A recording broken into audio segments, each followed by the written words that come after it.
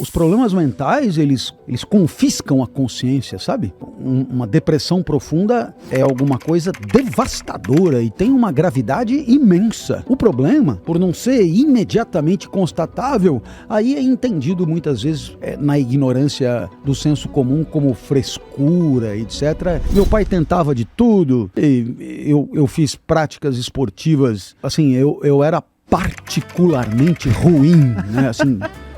Grosso, sabe aquele... Fazer questão de ser ruim. Eu não é que eu fosse o último a ser chamado. Se pudesse, não te chamava. Isso, a gente joga só com 4, né?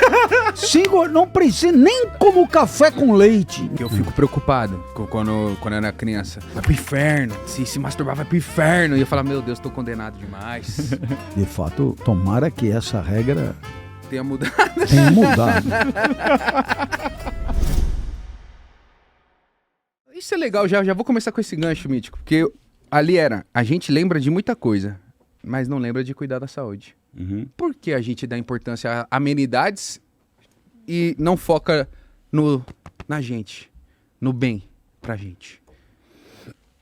Eita. Olha, eu acho até que, se a gente for comparar com outros momentos da história, eu acho até que hoje em dia... há uma certa preocupação e alguns cuidados que têm entrado na pauta, como uma alimentação um pouco melhor. O pessoal nunca fez tanta ginástica como faz agora, né? As academias, correndo, aeróbica e papá. Então, acho que preventivamente a coisa está indo bem. Onde há uma certa relutância e mais masculina do que outra coisa, é na hora de ir para o médico, porque tem medo de tomar injeção, medo de sentir dor, né? A mulherada é muito mais corajosa e com isso se cuida muito melhor e com isso acaba vivendo mais. Mas nós homens falamos... Desculpa, Mítico, mas nós homens normalmente falamos... Quem somos fortes somos nós. Eu não choro. Que isso? Eu precisar sair na mão agora com qualquer pessoa no mundo. Depende do homem. Eu... não sei, eu assim, essa macheza toda eu deixo para outros homens. Eu terceirizo porque também não curto muito esse negócio de ter que encarar esses tratamentos muito invasivos e tal. Agora, eu tive que encarar há muito tempo e de certa maneira aprendi a aguentar o tranco. Agora, a mulherada tira de letra isso... Mas faz toda a diferença. É legal falar isso, mas eu acho que isso vem de gerações, né? Aquela famosa frase, homem não chora. De onde que vem isso? Por que a gente, até hoje, a gente vive numa sociedade que tem homens que realmente acham que é certo não chorar. Mas eu acho que não é certo não chorar, né? Você sabe que, primeiro, você tem uma representação da masculinidade, que é uma construção social, que tem a ver com tudo que foi acontecendo ao longo da nossa civilização ocidental, que dá ao homem, atribui ao homem um papel de provedor e, portanto, tudo começa com a necessidade de caçar e pescar e buscar coisas, enfrentar perigos para trazer comida para casa, proteger o provedor, etc. E aí, um segundo aspecto é vincular as manifestações afetivas, emocionais, à fragilidade. Então, o que é outra forçação de barra sem sentido. Então, aí você tem, de um lado, uma representação da masculinidade e, de outro lado, um entendimento da manifestação afetiva, que são dois equívocos que, somados, acabam resultando nessa pataquada aí de que homem não chora e tal, que é enfim, felizmente também, cada vez mais...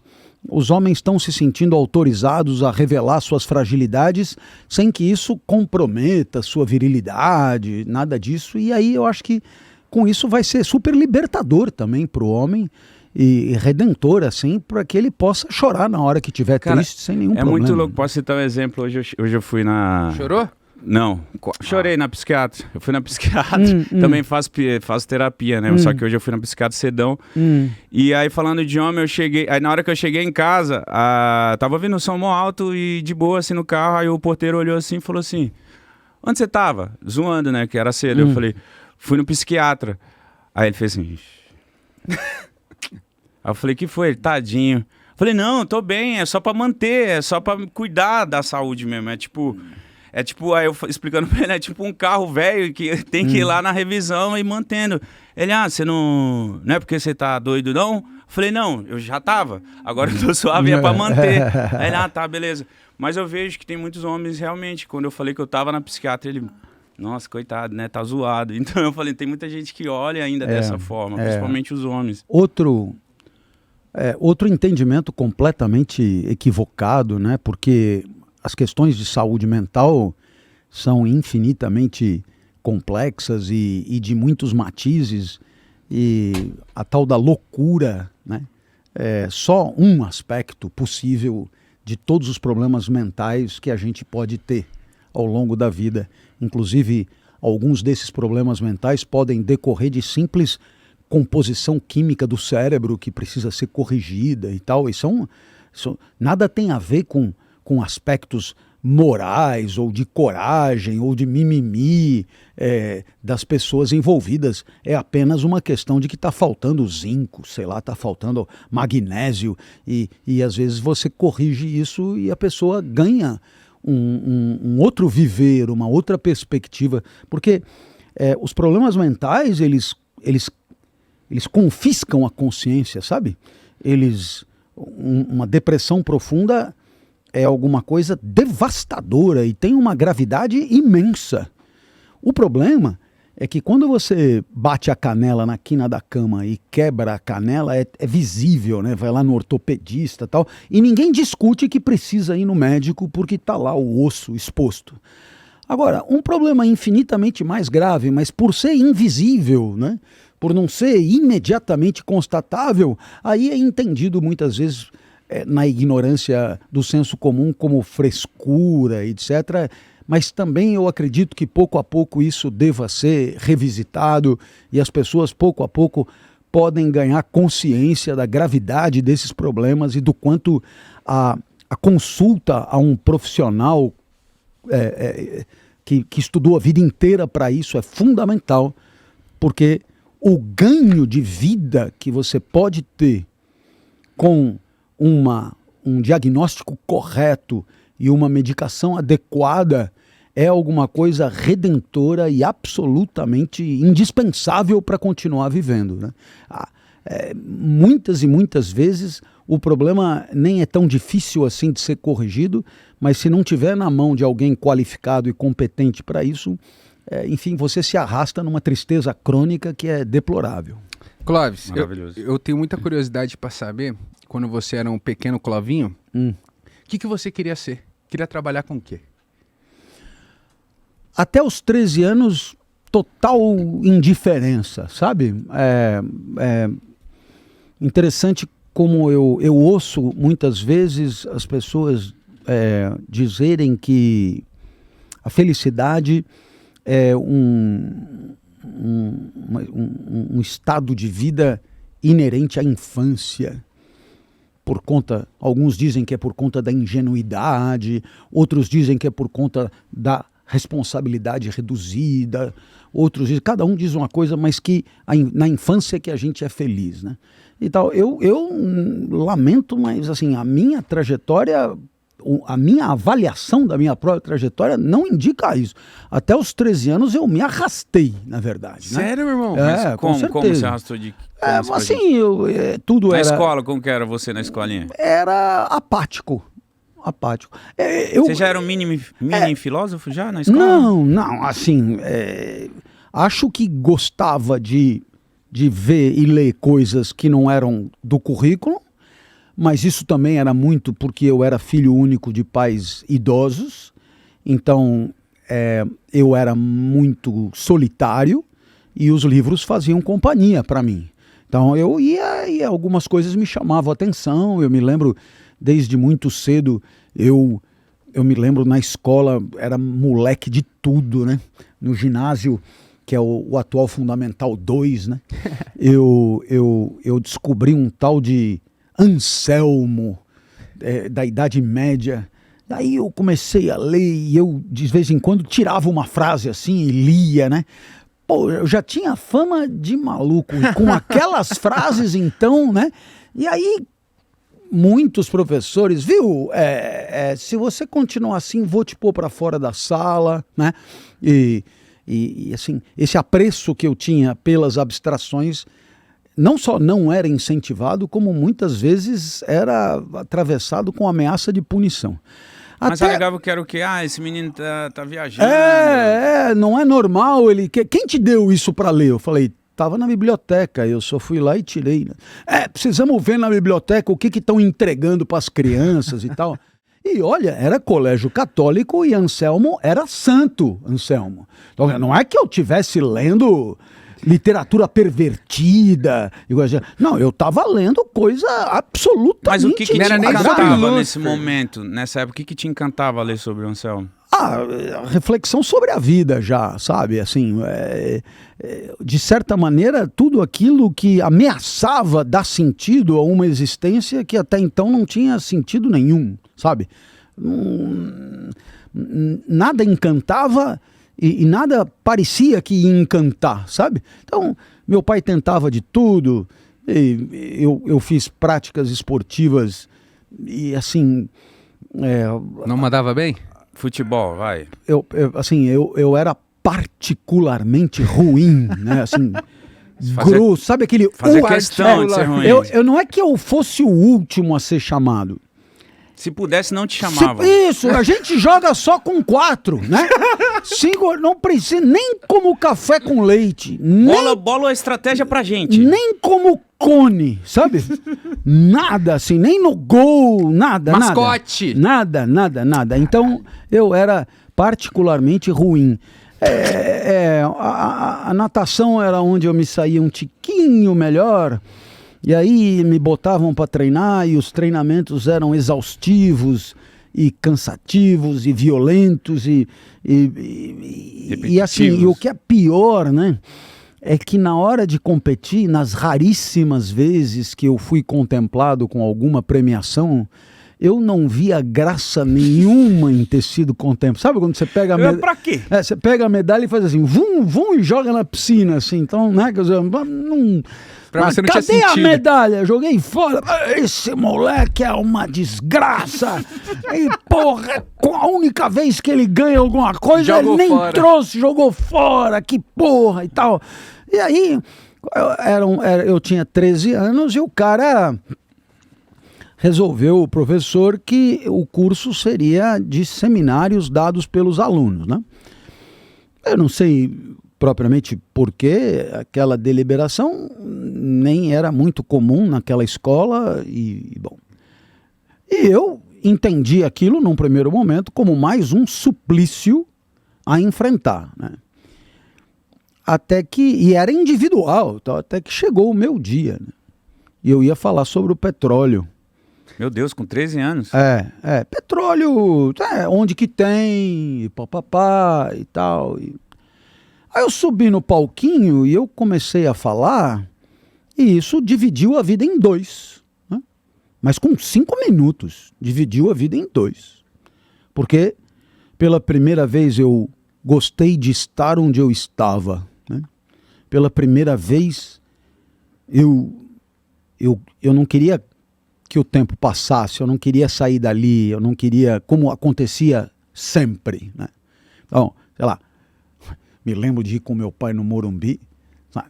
Ele ia lá para ver o jogo na arquibancada e eu dizia, puta, são 2 tempos de 45, velho. Eu pergunto, quanto que tem de jogo? 15 minutos do primeiro tempo. Eu, nossa, ali, tal. Quer uma pipoca? Tal. Isso vai devagar na pipoca para durar mais. Mas que time você torce, Cláudio? Pois isso também não ajudava, mas, né, sei lá, era uma época então que não tinha São Paulo contra Juventude, São Paulo contra, me lembro de cada roubada, assim, um frio do caralho, um sábado à noite, São Paulo e 15 de Jaú. Inteira. São Paulo e 15 de Jaú 0-0, sabe? Uma coisa medonha, né? Tinha nós aqui, o outro torcedor estava a 50 metros de distância. e gritava lá, isso tá uma bosta, vamos embora. E meu pai, vai embora você, torcedor de merda. Você ficava como? Você ficava calado ou fingia que tava gritando? Eu vou embora com ele, pai. E aí, bom, o certo é que naquele dia do petróleo, eu entendi que havia uma saída para a vida, sabe? Havia um caminho para a vida diferente de todos os outros. E eu peguei e falei, o que eu quero é fazer esse negócio aqui, que é explicar para as pessoas o que eu tinha estudado. Era muito mais legal, inclusive, do que ter aprendido. Era explicar, né? Aí... eu me lembro, eu voltei para casa, o meu pai acompanhava muito a vida escolar, né? E ele falou, e aí, como é que foi o seminário? Já esperando a mesma resposta de sempre. Eu nunca fui mal na escola, pelo contrário, estava sempre entre os melhores, mas era tudo arrastado e protocolar e medíocre e coisa. Aí eu peguei e falei, nossa... eu devo ter dito alguma coisa como arrebentei, foi do caralho, foi... Meu pai até parou o Fusca, sabe? Ele parou o Fusca... Como assim? Como se tivesse descoberto um outro filho. Acho que eu peguei a criança errada, não é possível, né? O que foi de tão especial? Caralho, eu falei isso. Aí eu falei rápido demais. Aí os colegas pediram pra eu continuar falando. Eu não sabia o que dizer. Eu inventei tudo dali pra frente. Mas falei bonito. Foi incrível, velho. Mandei o professor anotar o que eu tava inventando. E ele ainda pegou lápis e papel pra anotar. Eu falei, velho do caralho e tal. Porra. Meu pai chegou em casa, virou pra minha mãe e falou, não sei o que aconteceu, se deram alguma coisa pra esse menino tomar, eu não sei o que foi, mas acho que destravou alguma coisa aí, que ele tá impossível. E aí realmente a vida mudou. Eu passei a direcionar tudo na vida para me tornar um explicador, né? Me tornar aquilo que eu tinha experimentado ali. Cara, mas legal, com 13 anos você estava muito novo. Eu queria saber então como que foi essa adolescência já querendo educar, querendo ensinar. Foi atrás de explicar o quê? Como que foi essa adolescência? Então, aí eu achei que meio que tanto fazia, sabe?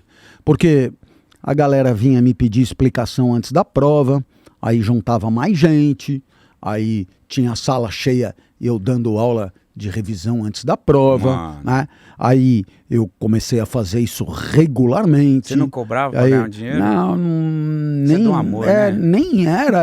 A felicidade que eu sentia valia mais do que qualquer pagamento, né?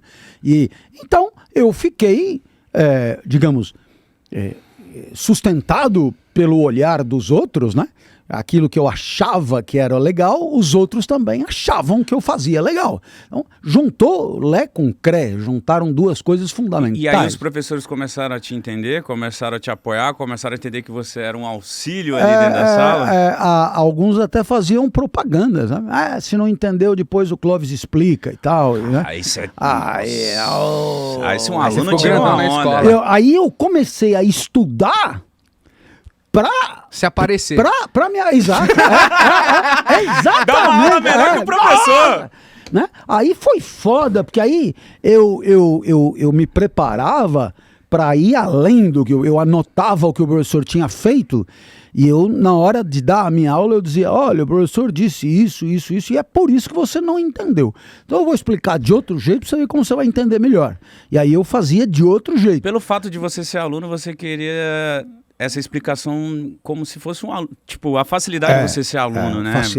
Você sabe como queria que aquilo fosse explicado. Eu conhecia o repertório do meu colega muito melhor do que o professor. Então, isso me aproximava e me facilitava muito. Eu rapidamente entendi que quanto mais eu trouxesse o conteúdo da matéria para as experiências de vida dos meus colegas, mais fácil eles entendiam e mais eles se deixavam seduzir por aquela explicação. Então, eu diria que foi o começo, né, de uma vida dedicada a isso, dedicada a tornar conteúdos complicados em mensagens simplificadas e acessíveis e compreensíveis por qualquer um. E eu passei a fazer isso de maneira tão recorrente, tão regular, tão alegre, tão saborosa, que foi isso que deu sentido à minha vida. Puxar as redes sociais, e é uma comparação muito louca, e às vezes uma pessoa normal quer se comparar com a pessoa que vive para se filmar, fazer essa tipo de coisa. Fomos adestrados a isso. Eu acho tão injusto, cara, você quer ver o adestramento? Quero. Imagina uma competição esportiva na escola, sai todo mundo correndo, e por algum milagre do acaso, todos chegam exatamente no mesmo instante no final da prova. O professor pega uma medalha e dá uma medalha de ouro para cada um, para todos os participantes. O sujeito volta para casa, fiquei em primeiro lugar. Aí, e quem ficou em segundo? Ninguém. Como assim? Não entendi. É que todo mundo ficou em primeiro lugar. Ah! Que porra de competição fajuta, velho. Joga essa porra no lixo, ridículo e tal. E por quê? Porque eu aprendi a vincular a minha felicidade não ao meu desempenho, mas à superioridade em relação aos outros. Tipo, você ficou em primeiro, quem ficou em segundo, quem ficou em terceiro. A minha felicidade é menos o meu desempenho e mais a derrota do outro. Você percebeu isso? É sair melhor que o outro, né? Não é? Então, eu ganhei do outro. A minha felicidade está em ter provocado a tristeza da derrota no outro. Por que a gente gosta disso? Não, porque talvez nem tenhamos nascido assim. Entendi. O problema é que a gente, na hora de viver em sociedade, a gente foi sendo ensinado, né? Que é uma competição e que um ganha e o outro perde. Mais ou menos com ocorrências como essa do pai que perguntou quem ficou em segundo e ninguém tinha ficado em segundo. O desempenho do cara, às vezes o cara correu a corrida da vida para chegar junto com os outros, mas não valeu nada porque ninguém perdeu, né? A felicidade está em decretar a derrota do outro. Tá? Então, agora eu vou te dar um exemplo, digamos, menos infantil.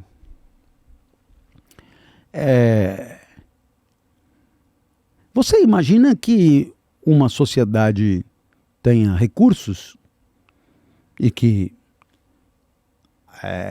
às vezes a sociedade tem até bastante recursos, mas como tem muita gente ali, não tem para todo mundo. Certo? Muito bem. Então, aí você tem uma distribuição meio desigual, assim. Então, alguns poucos têm muito e alguns muitos têm pouco. Isso é o capitalismo. Não sei como chama, nem importa. Estamos lidando só com a ideia, né? Muito bem. Aí, o que esperar desses que estão bem na fita? Esperar que as coisas estruturalmente continuem como são, porque, afinal de contas, eu estou bem de boa. E não quero que mude. Boa, não quero que mude. Então a pergunta é, o que esperar dos que estão mal na fita? Aí eu vou dizer, revolta. Os que estão mal na fita vão se juntar todos, pegar um cabo de vassoura e dar um pau na meia dúzia de playboy que estão bem na fita, certo? Aonde que aconteceu isso? Aonde que acontece isso? E a pergunta é, por que não? Por que não? Porque esse que está mal na fita, ele não quer tá bem na fita junto com a galera toda. Ele quer estar bem na fita ele. Do mesmo jeito que eu na corrida da escola. Então eu que quero passar pro lado de lá. E quero passar pro lado de lá não é com todo mundo. Jambrolhando. Não, eu quero passar pro lado de lá para ser que nem os que estão do lado de lá. E esses que fiquem aqui. Então o problema é meu, é só eu que tenho que mudar de lado. Não é tipo a galera toda. Entendeu o que eu dizer? Não. Entendi. É preciso que alguém continue perdendo para eu me sentir ganhador. Né? Então, então esse mundo, eu já contei essa história, me chamou muita atenção. Em Portugal, um cara se elegeu deputado e ele é brasileiro com cidadania portuguesa. E qual é a graça do cara? A bandeira do cara é Portugal para os portugueses. Isso é bem estranho, porque ele mesmo não nasceu em Portugal, mas tudo bem. Então, qual é a ideia? Dificultar o máximo possível que brasileiros obtenham a cidadania portuguesa. Mais ou menos assim, agora que eu consegui, o valor do que eu consegui depende de outros não conseguirem, a ponto de eu me candidatar a deputado só para dificultar e embaçar esse acesso. Como você percebe, existe assim uma fórmula em que o sabor da vitória depende da vitória acompanhada do flagrante da derrota do outro. E isso, claro, faz com que a vida se torne um pouco do jeito que ela é. Muito pouco solidária, muito focada nos êxitos individuais, muito focada na perspectiva em si mesmada de ganho de recursos econômicos e simbólicos para si, né? Tipo, ficar rico e famoso. Né? Por quê? Porque se você sair na rua e perguntar o que é uma vida que deu certo, é o cara que ficou rico e famoso, tipo vocês. Né? Isso é o que deu certo. Então, a minha vida deu certo, mesmo que no íntimo você saiba, deve ter alguma coisa a mais. Né? A vida tem que ter outros valores, porque tem gente mais rica e mais famosa, tipo, muito mais rica e muito mais famosa, que desistiu de viver. É sinal que isso não garante o que nós estamos buscando. Isso não é êxito nenhum. Não é? Então, claro, não é, tem o seu valor, mas não reduz a vida a isso. A vida, os valores da vida vão além disso. Porque eu acho que a nossa sociedade fica, todo mundo pensa, tipo assim, nossa, quando eu ficar rico, meus problemas vão acabar. E aí eu acho que eu vivi a minha vida inteira baseado nisso, de tipo assim, não, eu vou ter uma grana, eu vou conseguir ser rico, eu vou conseguir ser rico. E a partir do momento que eu consegui chegar, vamos dizer assim, nesse momento, eu parei para olhar, e também várias sessões de terapia, né? Aí eu parei para olhar e falei assim, aquele discurso que quando eu não tinha grana e olhava alguém falando isso, eu falava, sai daí, quando eu tiver grana eu não vou passar por isso, eu não vou ficar com esse discursinho. Mas realmente, de fato, vira uma chavinha na sua cabeça que você fala, olha, realmente ter dinheiro não é a solução de todos os problemas, ele ameniza pra caramba e tal. Não ter boletos para pagar, eu acho que é o sonho de todo brasileiro. E só que você, de fato, tomar essa porrada de perceber que dinheiro, ele não resolve todos os seus problemas, mas ele é bom, ele resolve muitos problemas. E aí você percebe que, caramba, então eu tenho que mudar algumas concepções aqui, alguns caminhos, porque eu achei que eu ia ficar 100% pleno. E eu percebi que não tem como ficar 100% pleno. Não tem. Porque na medida que você começa a ter recursos, você abre espectros de possibilidades e expectativas que quando você não tinha recursos sequer passavam pela sua cabeça. As suas, as dos outros, da sua família, de amigos. E na hora que você sobe o patamar da galera que está com você, depois comunicar que voltamos pro analógico não é fácil. Fica mal acostumado, né? Não é fácil, sabe? De verdade mesmo. E uma coisa que eu quero te questionar, Clóvis, é porque a gente recebe vários artistas aqui, eu vejo que a ânsia de todos eles é tipo, irmão, por que você tá fazendo isso tanto assim? Não, porque eu quero dar uma vida digna pros meus pais, eu quero salvar os meus pais. Eu vi muitas coisas referente a isso, aos filhos salvarem os pais e eles meio que entrarem numa armadilha ou numa coisa que não tem fim. O que você pode dizer sobre isso, sobre pais e filhos, que os filhos ficam com uma missão de eu preciso salvar os meus pais ou preciso cuidar deles? Cuidar acho que é o natural, mas o que você acha disso? Não, eu acho bacana que seja assim, viu? Toda vez que você se preocupa com alguém, isso é muito legal. E eu pude cuidar dos meus pais até eles morrerem. Eles já morreram faz muito tempo. E eu tive a felicidade de ser acariciado no rosto pela minha mãe num gesto de gratidão. Ela dizendo muito obrigado por tudo que você fez por mim. E foi muito bonito. Mas, enfim, haverá também a preocupação com os filhos. Né? Eu tenho 3 filhos e procurei fazer de tudo para dar a eles suporte. E, de certa maneira, acho que consegui. E, portanto, é muito legal amar as pessoas que estão por perto. É muito importante, é uma variável da equação da felicidade muito, muito grande. Mas, às vezes, né, a gente acaba esquecendo que as pessoas... E eu digo isso porque eu também esqueço e... Eu não sou nem de longe a melhor referência para isso que eu vou dizer, mas as pessoas sabem se virar se elas forem assim lançadas, sabe? E é preciso também acreditar um pouco na capacidade das pessoas de tomar decisões soberanamente, autonomamente, sem precisar estar tanto ali do lado socorrendo, né? Às vezes, acreditar nessa capacidade das pessoas é um talento muito grande. Eu vou te dizer uma coisa, com toda certeza, quando eu entrei aqui, você estava dizendo, antes do nosso episódio começar, de amar e ser amado. Eu acho até que é um binômio muito interessante. Amar é alguma coisa que é uma capacidade que a gente desenvolve em nós. E ser amado não depende completamente de nós.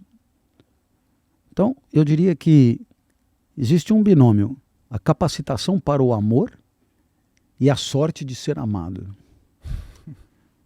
Isso aí é decisivo, porque se tem alguma coisa que provisoriamente traz plenitude, é fazer o bem para alguma outra pessoa. Né? É uma satisfação diferente do que buscar coisas boas para si mesmo. É alguma coisa incomparável quando você consegue verdadeiramente melhorar a vida de alguém.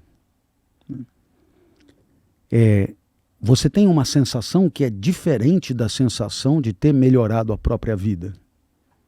Sabe? Por conta do meu trabalho, muita gente me procura. Na verdade, me procura não, mas me encontra, né? Me encontra, e de cada 10 que me encontram e me reconhecem, 9 dizem coisas muito parecidas. Né? Eu estava triste e graças a você eu me recuperei. Aí, claro, tem nuances mais ou menos dramáticas, mas é mais ou menos essa a ideia comum. Eu estava triste, eu ouvi um vídeo teu e eu me recuperei. Então eu queria te agradecer. Algumas genuinamente emocionadas. Na semana passada, inclusive, uma comissária de bordo no voo chorava e os passageiros pedindo explicações de por que ela estava chorando e ela dizia, foi ele. E eu peguei e falei, é melhor você explicar que é um choro do bem, né? Porque daqui a pouco eu estou aqui apanhando, porque... Então, quer dizer, qual é a ideia? A ideia é que definitivamente a nossa vida não se explica completamente se nós tivermos apenas a nós mesmos como inquietação, como preocupação, como... Por alguma razão é assim, sabe? Talvez isso que Jesus tenha tentado dizer, de outro jeito muito melhor. Essa coisa positiva que é estender a mão, ajudar, empurrar, fazer acontecer para o outro, e que acontece e ponto final, não é barganha, não é troca, não é negociação, não é toma lá da cá, não é win-win, é só win. É só você. E nem mesmo a tua gratidão eu espero de volta. Se quiser manifestar, provavelmente vai me alegrar, mas não está implícito, não é esperado. Então, você faz pelo outro. E eu acho que aquele vídeo, ele teve tanta visualização por causa disso. Porque a minha indignação é a indignação de alguém genuinamente incomodado com o aluno. Preocupado com o outro. Sabe? Coisa que em muitos momentos desapareceu, sabe? Tipo, aprendeu, não aprendeu, eu já fiz o meu, sabe? Aí, né? E você não, indignado, fala, velho, eu tô aqui me matando, você não tá aproveitando e o que eu tô dizendo é legal, né? Então, porra! Né? E aí, essa genuína inquietação com o outro, que vai até além da capacidade do outro de entender o que é bom para ele, isso é alguma coisa que é decisiva na nossa vida. E agora, quando isso... Lindo pra caralho. Eu até percebi você um pouco emocionado, emocionei aqui também. Mas quando essas pessoas que estão ali pra você cuidar delas, e elas cuidar de vocês, e você percebe que é totalmente ao contrário. Que essas pessoas, seus pais só estão usando isso, elas percebem que ela tem, tipo, não, meu filho ele vai querer me salvar, fazer algo. Só que ela não procura melhorar, ela só procura falar assim, não, você precisa estar aqui. Mas essa pessoa não melhora, essa pessoa não muda os comportamentos que talvez o filho julgue errado. Como é que se faz nessa outra visão? Pois é, eu penso que, do ponto de vista da eficiência geral do processo, seria bom que o resultado fosse o melhor possível. Mas do ponto de vista da felicidade em amar, você se sente bem de ter feito tudo o que podia para ajudar. Agora, uma coisa é a disposição de oferecer para o outro o que você tem de mais importante, que é talvez o tempo da sua vida. Né? Você entrega para o outro o que você tem de maior valor. Né? Não é nem o tênis velho, nem o tênis novo. É o seu tempo de vida. Né? Você entrega para o outro. Agora, é claro que o que o outro vai fazer com isso realmente escapa ao teu controle. Você pode até se irritar, você pode até tentar interceder para que aquilo seja melhor aproveitado, né? Ou mais bem aproveitado, mas de fato vai além. Então, eu penso que não se deve esperar mais do que o possível.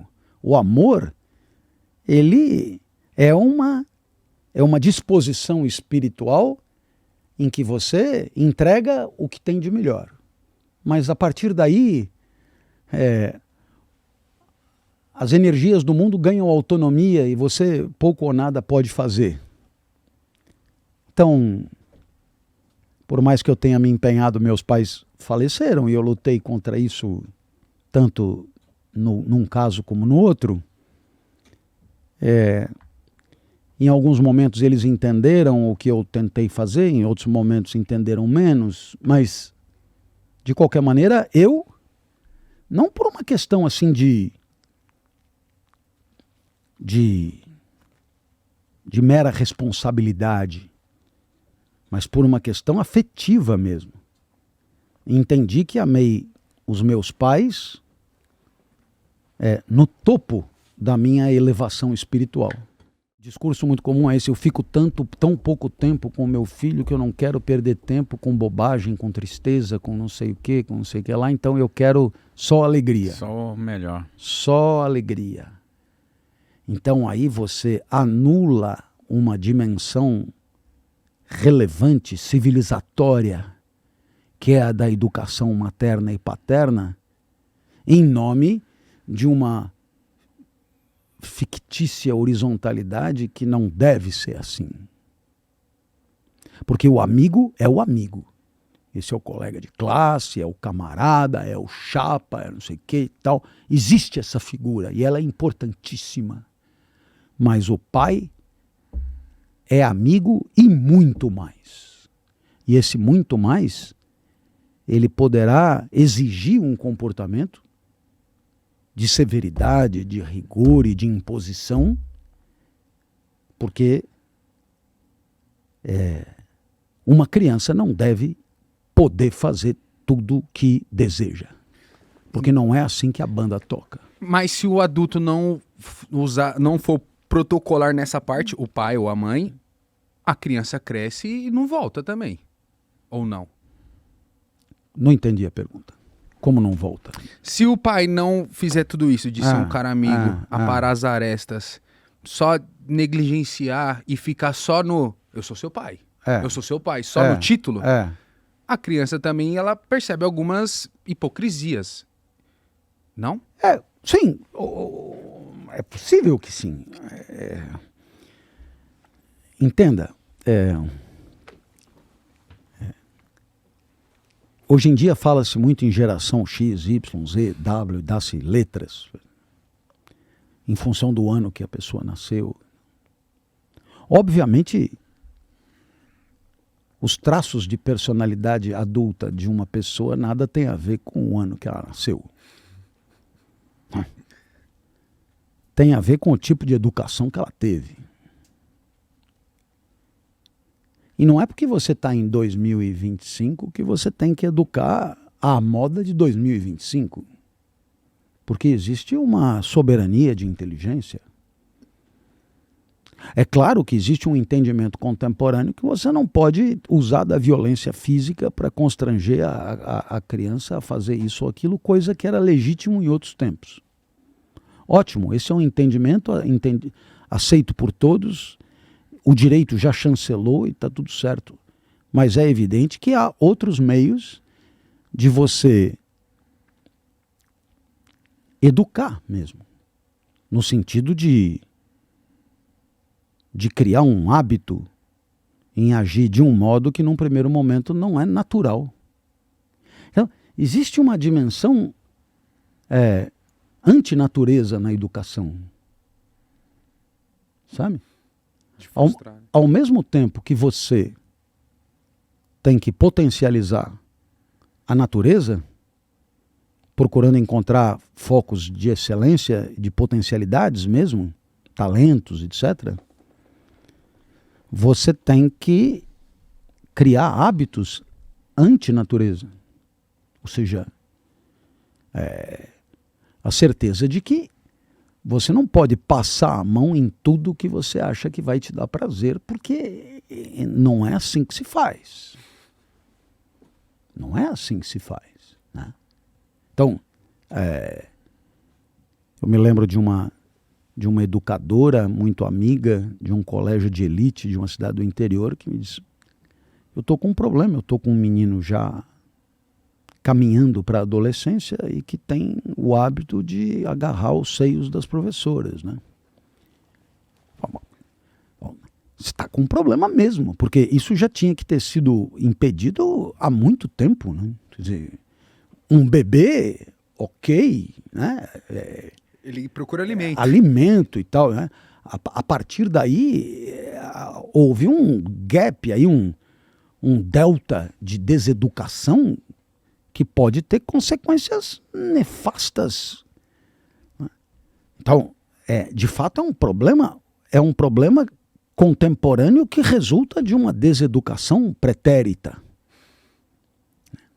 Então, existe uma responsabilidade da civilização em explicar para os novos integrantes o que se espera, até onde pode ir e o que não é aceitável. E a família é o primeiro espaço, o primeiro grande laboratório de convivência. E é preciso que o adulto faça imperar a sua lucidez, a sua civilidade. Porque ele está diante de uma pedra bruta ainda, que precisa ser lapidada pela civilização. Claro que alguém sempre dirá, mas tudo isso é opressivo. Então tá, mas saiba que a partir daí, se você larga solto, depois você se vira com um adulto que é um bicho, né? Ele não recebeu limite, ele não foi propriamente educado, né? Ele não foi nem potencializado, nem obstado nos seus apetites. Então, de fato, depois vai ficando mais difícil, porque o cara vai ficando grande. Então, existem problemas na adultidade que são consequência de deficiências civilizatórias. Erros de educação pelo caminho. Muito. Agora não adianta falar, o cara é da geração Z, eles não aceitam. Não sei qual é a letra da geração, mas o problema é que, de fato, se o sujeito não foi educado no momento adequado, ele corre o risco de não ter o mínimo de moral necessária para impor limites à sua própria apetência, à sua própria volúpia, à sua própria busca de prazer, à sua própria busca de resultado. E esse é um indivíduo que, claro, ele causará dano à vida social. Não há dúvida. Tenho 2 perguntas. Qual resposta você ainda não tem? E qual resposta é melhor não ter? Bom, tem alguma coisa que você fala assim, isso aqui eu não sei. o que vai acontecer depois que eu morrer? Não sei. Nossa, Isso te Encabula? assusta, isso te encabula, Não, isso te dá não. curiosidade ou você não liga? Não, curiosidade eu teria, claro. Mas eu não sei. Mas isso não te preocupa também? Isso me ocupa. Entendi. Porque eu fico preocupado quando eu era criança. Vai pro inferno. Se masturbar, vai pro inferno. E eu falo, meu Deus, tô condenado demais. De fato, Criança, né? tomara que essa regra Tenha mudado. tenha mudado. Aqui nessa sala tava todo mundo... Não. Nos braços de Beelzebub. Me so sorry. Mas a grande vantagem é que não é só nessa sala, viu? Eu acho que... Quem tá assistindo também. Também. Então, agora, claro, eu não tenho a menor ideia. Agora, o que eu não gostaria mesmo de saber é o que vai acontecer até o final. Eu prefiro, sinceramente, ter a sensação de criar, de fabricar e de fazer acontecer eu mesmo, por conta própria. E não gostaria que alguém desse spoiler da fase final da vida, porque isso me desagradaria muito e talvez me inibisse a tomar iniciativas criativas. E eu acredito Nossa. que se alguém contar o que vai acontecer, já mudou. Sim, em alguma maneira, todo tipo de realidade integra o universo para sempre. E um discurso é uma materialidade indiscutível. Produz efeitos imediatamente. Maravilha. Que isso. Aulas e aulas. Viu? Eu tô atordoado. Vou precisar de um analgésico. Vai? Muita ideia, irmão. Muito, Tô muito foda. feliz. Bom, olha, se o que eu tô causando é busca por analgésicos, Não, para com eu isso. já... Não, mentira. O que eu quis dizer é que É. uma aula tá aqui na sua frente, poder te perguntar e... É prazeroso também. Isso, ter esse acesso. Uma pergunta que parece tão... É que lá em escabrosa casa, e alguém responde de uma maneira analgésico simples. a gente usa contra dor, não contra prazer. Mas enfim, com as coisas mudaram Mas às vezes muito. o prazer e a dor. Entendi, se junto, confunde, né? entendi. É. O mítico gosta de prazer com dor. Não é esse tipo Que de brincadeira. isso? Chama, a gente tem que chama trazer. sadismo. Sadismo, é, né? É isso. Quem é sadomasoquista é você, filho. Clóvis, Legal. muito obrigado. De verdade, eu queria saber se você gostou de estar aqui com a gente trocando essa ideia. Nossa, eu gostei da chegada, do jeito que eu fui recebido. Eu gostei do Sandubex lá. Eu gostei da latinha. Eu gostei da galera que veio acompanhar. De repente apareceram 6 moças para tirar foto. Aí eu olhei e falei, velho, isso aqui tem alguma sacanagem nessa história. Se eu soubesse, já tinha vindo antes nesse lugar. Incrível, né? Então, foi bacana. A conversa, Vai levar o bolo. A conversa, isso eu só conto Embala quando o bolo. tiver com o Embala o negócio. Ó, o bolo. bolo na mão. embalado aí, ó. Os Eu bolo não- embalado. Tá bo- embalado, tá Bolo embalado. embalado. Ó, viu? Se arrumou a embalagem, põe uns sanduichinhos também. Cabe, aperta que cabe. E, Bom, mano.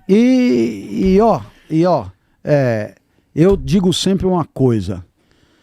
Que você vai aprender no curso do Nietzsche aí. Se você quer saber se a vida está sendo boa naquele instante, pergunte-se assim, será que eu gostaria de repetir isso aqui? Né?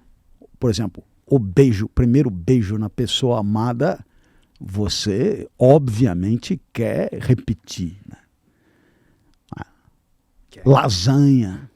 Bastante. Nossa, lasanha. Comi uma outro dia que sai de dentro de uma lata. O cara tira a lata, a lasanha e fala... Nossa, né? Então, se você quer repetir, tipo a piscina quente lá do coisa, Com hidromassagem. quer repetir é do caralho. Se tá querendo cair fora e não voltar nunca mais, vida fracassada. Se você diz, pô, esse é o tipo de vida que se amanhã acontecesse de novo, depois da manhã acontecesse de novo, é o tipo de vida bacana de viver. Eis aí um indicativo de uma vida feliz. Repetiria né? vir no Podpah? É onde eu queria chegar. Né? Danado. Onde eu queria chegar. Né? Ele é danado. Porque foi um instante alegrador. E esses instantes alegradores, você, em defesa de si mesmo, adoraria repetir. É como quando você pega o telefone da pessoa no bar que te alegrou, você diz, já o telefone aí, quem sabe a gente marca, né, e tal. Pegou o telefone e tal, já liga no dia seguinte, e tal. Quer dizer, Aquela empolgação. alegria cobrando mais alegria. Batendo aí, a pessoa lá que te alegrou, tem o telefone aí, liga logo. Tá e tal, doida você pra vai te lá. alegrar mais. Então aí você Alegria. monta o esquema. Então, experiências alegradoras, elas têm que ser repetidas sem pudor. E a vinda aqui ao Podpah foi um exemplo cristalino disso. Você vai ter que voltar então. Bora lá. Você vai ter que voltar. Bora lá. Se você gostou, deixe seu like, se inscreva no canal. Siga o Clóvis de Barros nas redes sociais pra ele Maravilhoso. ficar com mais X. Com vários X's lá. E conheça o curso, tá bom? E entre na comunidade, 6 horas da manhã ou 6h30 vai chegar a reflexão no seu WhatsApp. Depende se a plataforma tá bugada, calma. Calma, tá bom? Mítico Jovem, Tamo junto, Vambora, que segue amanhã aí tem a mais. gente aí, ó, amanhã tem mais, nossa agenda hoje, essa semana tá cheia, tamo junto, dignidade já, é nóis, tamo junto.